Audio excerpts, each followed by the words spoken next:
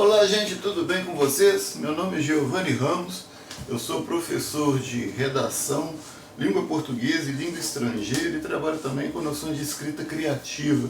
Gostaria de convidar vocês para poder se inscrever no canal, também ativar notificações caso gostarem. E eu queria também pedir a vocês sugestões de possíveis temas que vocês gostariam de ver, que vocês gostariam de discutir e debater aí dentro da parte de redação. Que aí eu vou começar a fazer um direcionamento bacana, legal, com os temas que as pessoas sugerirem. O que seria legal, um tema bacana para que eu pudesse debater numa redação, que poderia cair numa prova, né? Dê aí a opinião de vocês, aguardo vocês. Olá gente, tudo bem? Nós vamos pegar a partir de agora um processo de revisão da nossa matéria. O primeiro bloco de revisão são as aulas que eu preparei para essa semana e fazer uma reanálise aí de toda a matéria que nós temos do primeiro bimestre da nossa apostila. Então, para isso, eu peguei um ponto de partida, né? Nas aulas do 8º ano, né, até onde nós fomos em sala de aula, e vou partir de um ponto aqui e comentar os tópicos principais e inclusive já passar a orientação das atividades que vocês terão para essa semana aí, que serão, no caso, as atividades da nossa apostila mesmo. Bom, nosso ponto de partida então para o 8º ano da página 56 em diante. Eu não vou fazer a leitura do texto inteiro aqui para não desgastar todo mundo, mas eu vou ter seus comentários aqui no geral e vou falar como a coisa vai acontecer. Bom, na página 56 nós temos nós temos uma crônica que é O Caçador de Palavras, uma crônica do Valcir Carrasco. E essa crônica consiste numa história de um personagem que vai para o cinema e para assistir a um filme, e ele acaba dormindo na poltrona do cinema, e quando ele acorda ele se dá conta que ele ficou preso dentro do cinema, que todo mundo já foi embora, que as portas já se fecharam, e ele ali tenta sair, mas não consegue. E nessa tentativa dele de sair, né, que o conflito é essa questão de ele ter ficado preso dentro do cinema por acidente, ele vai procurando, tateando alguns locais, e num dado local do cinema ele encontra um livro grande, e esse livro que ele encontra era um dicionário. E ele passa então a noite, o resto da noite, né, lendo as palavras do dicionário e se encontrando com as palavras dessa maneira. Por isso o título, né, a questão da coerência do título com o texto, O Caçador de Palavras.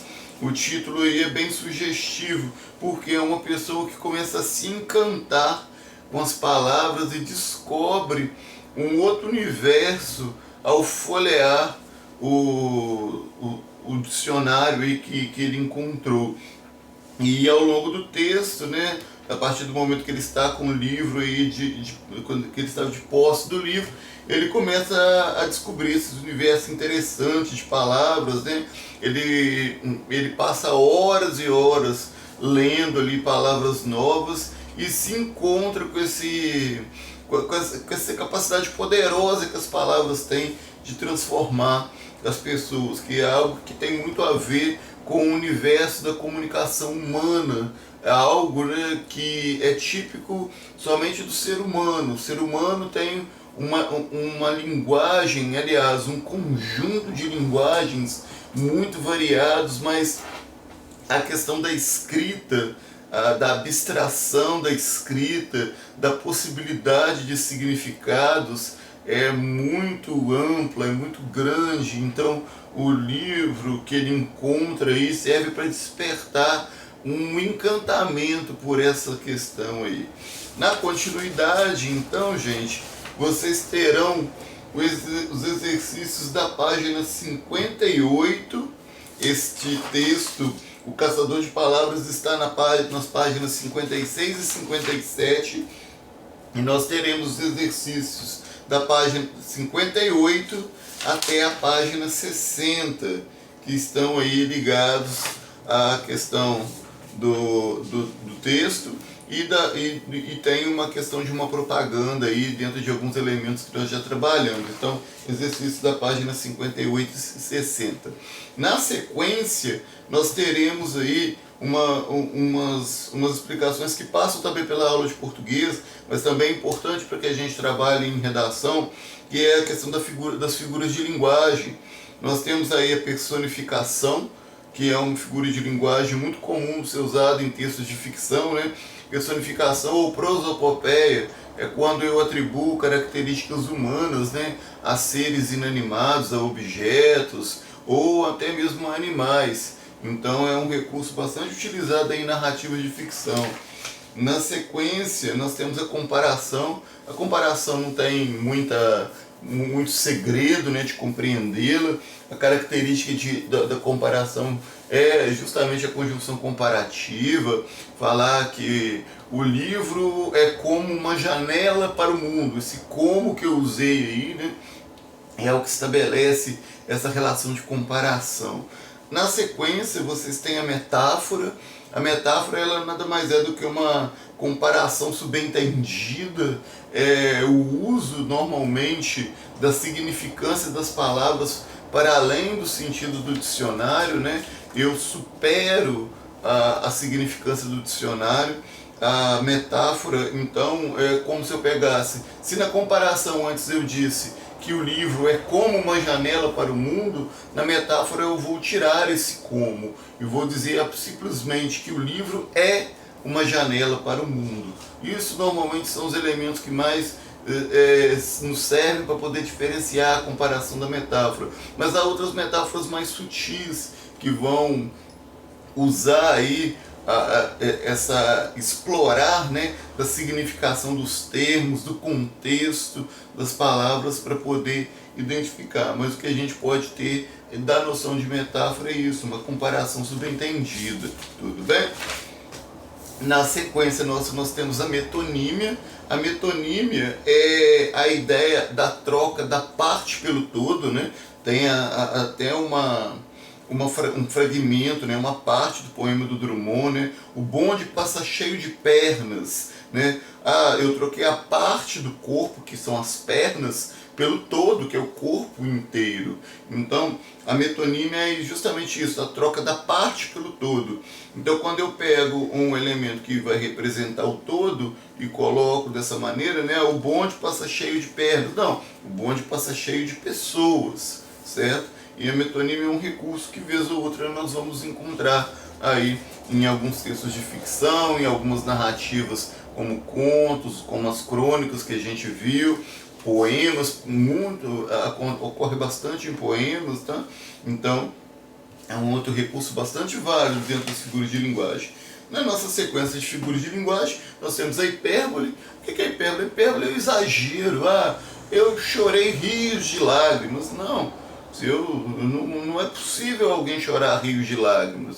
Eu chorei muito, somente isso, certo? Então todo exagero que vocês virem, que vocês conseguirem escrever nas redações de vocês, quando a gente estiver trabalhando com narrativa de ficção, por exemplo, todos eles podem ser entendidos como hipérboles, tudo bem? E por último, a noção da sinestesia. A sinestesia nada mais é do que a mistura de sensações, justamente da percepção sensorial mesmo, da visão, do tato, do paladar. Sinestesia quer dizer os sentidos ao mesmo tempo. E quando eu faço uma mescla desses sentidos, certo, presentes ali no texto, eu estou fazendo uso do que nós podemos chamar de sinestesia. É como se eu atribuísse, inclusive, de maneira deslocada, características. Por exemplo, eu posso falar que as palavras foram ásperas. Não, as palavras, quando eu as ouço, elas têm a ver com audição.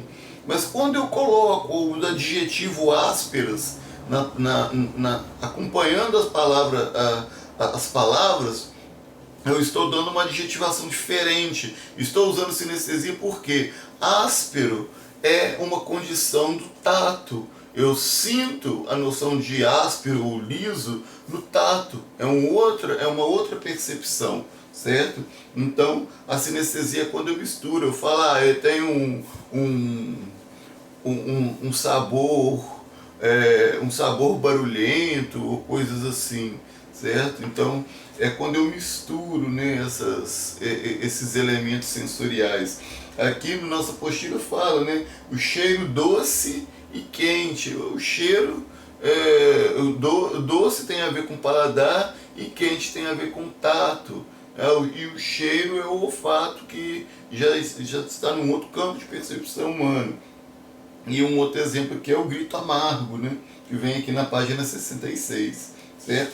Então, gente, essas são as principais figuras de linguagem aí, que em geral a gente precisa para usar, e o que traz para a gente mais dessa experiência aí é muita questão da leitura, que ajuda bastante a gente identificar, perceber e treinar, tá legal?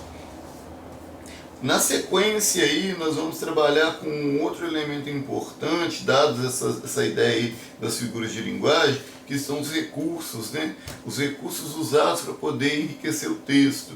Aí é com a gente mesmo, dentro da redação. Nós teremos 3 níveis: os recursos morfológicos, os recursos fonológicos e os recursos léxicos semânticos. Os recursos morfológicos, eles têm a ver com a questão da estrutura das palavras. Quando eu uso determinadas flexões nas palavras, eu dou uma outra ideia às minhas frases, que podem ser entendidas de diversas maneiras.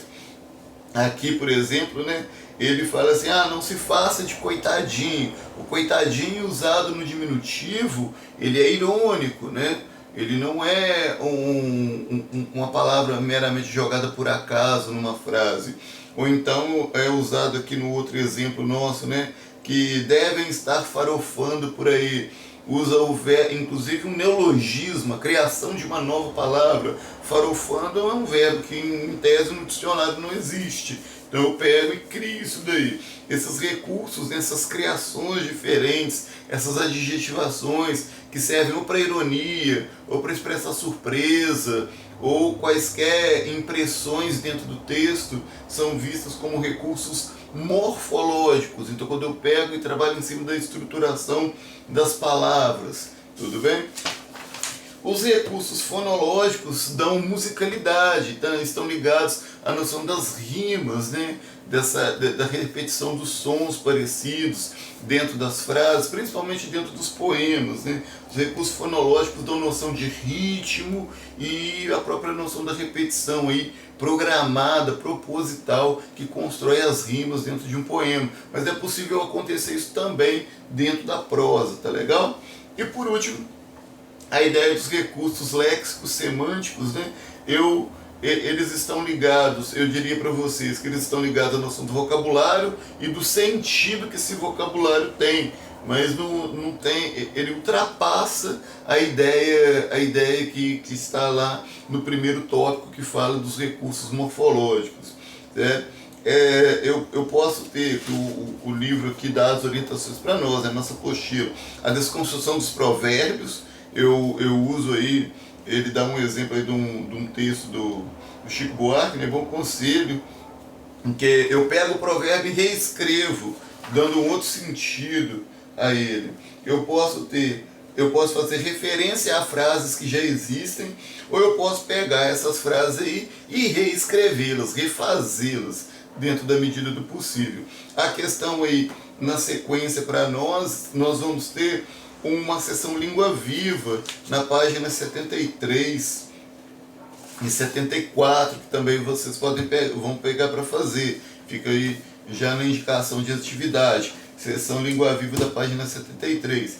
Agora que você já conhece a figura de linguagem, né? Desconstruir um provérbio. Então vai ficar aí o elemento para vocês pesquisar sobre provérbios, e vocês simplesmente vão desconstruir. E aí tem a proposta direitinho aí é feita aí, tem as imagens, as orientações corretas, e qualquer dúvida, obviamente, a gente vai poder tirar na sequência aí, quando nós formos corrigir. Daqui a pouco, já a gente passa para o nosso outro bloco de explicações. Tá legal, gente? Até lá, oitavo.